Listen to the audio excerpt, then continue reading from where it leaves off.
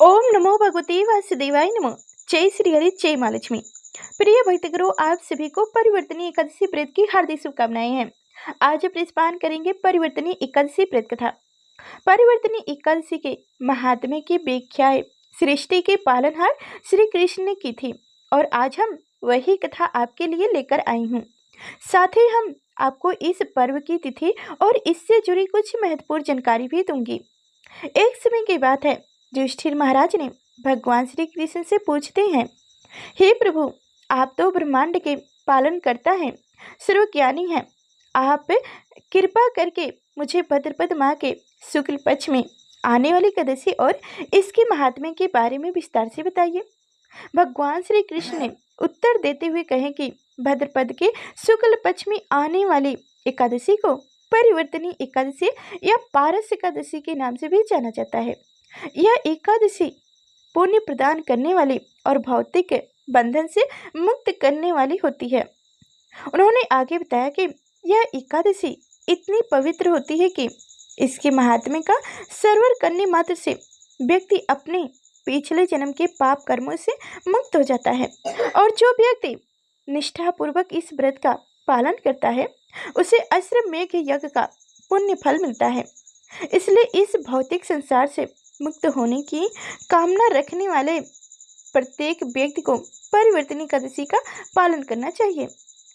युधिष्ठिर महाराज की जिज्ञासा को शांत करने के लिए आगे कहते हैं कि हे राजन, इस एकादशी का पालन करने हेतु व्यक्ति को वामन देव की आराधना करनी चाहिए। ऐसा करने से वह ब्रह्मा, विष्णु और महेश तीनों की पूजा का फल प्राप्त कर लेता है और मृत्यु के बाद श्री हरि के धाम को जाता है। यह वही दिन है जब चतुर्मास के दौरान योग निद्रा में शयन करते हुए भगवान विष्णु करवट बदलते हैं और इसलिए इसे परिवर्तनी एकादशी के नाम से जाना जाता है। इस प्रकार भगवान श्री कृष्ण ने परिवर्तनी एकादशी का महात्म्य कथा सुनाते हैं। श्री कृष्ण जी कहने लगे कि हे राजन, अब आप सब पापों को नष्ट करने वाली कथा का श्रवण करें। त्रेता युग में बलि नामक एक दैत्य था। वह मेरा परम भक्त था। विधिवत प्रकार के वेद सूत्रों से मेरा पूजन किया करता था और नित्य ही ब्राह्मणों का पूजन तथा यज्ञ के आयोजन करता था। लेकिन इंद्र से दोष के कारण उसने इंद्रलोक तथा सभी देवताओं को जीत लिया था। इस कारण सभी देवता एकत्रित होकर सोच विचार कर भगवान के पास गए। बृहस्पति सहित इंद्रदेव देवता प्रभु के निकट जाकर और नतमस्तक होकर वेद मंत्रों द्वारा भगवान का पूजन और स्तुति करने लगे। अंत मैंने वामन रूप धारण करके 5 अवतार लिया और फिर अत्यंत तेजस्वी रूप से राजा बलि को जीत लिया। इतनी बात सुनकर राजा युधिष्ठिर बोले कि हे जगन्नाथ भगवान श्री कृष्ण, आपने वामन रूप धारण करके उस महाबली दैत्य को किस प्रकार जीता? श्री कृष्ण जी कहने लगे, मैंने वामन रूप धारण करके बलि से 3 पग भूमि की मांग करते हुए कहे कि ये मुझको 3 लोक के समान है और ओ राजन, यह तुमको अवश्य देनी होगी। राजा बलि ने इसे अनसुना समझकर, अनहोनी समझकर 3 पग भूमि का संकल्प मुझको दे दिया और मैंने अपने त्रिविक्रम रूप को बढ़ाया, यहाँ तक कि भूमलोक में पद्म, भूयुक्त में जांघ, स्वर्ग लोक में कमर, मोहलोक में पेट, जनलोक में हृदय, यमलोक में कंठ की स्थापना कर सत्यलोक में मुख्य, इसके ऊपर मस्तक स्थापित किया।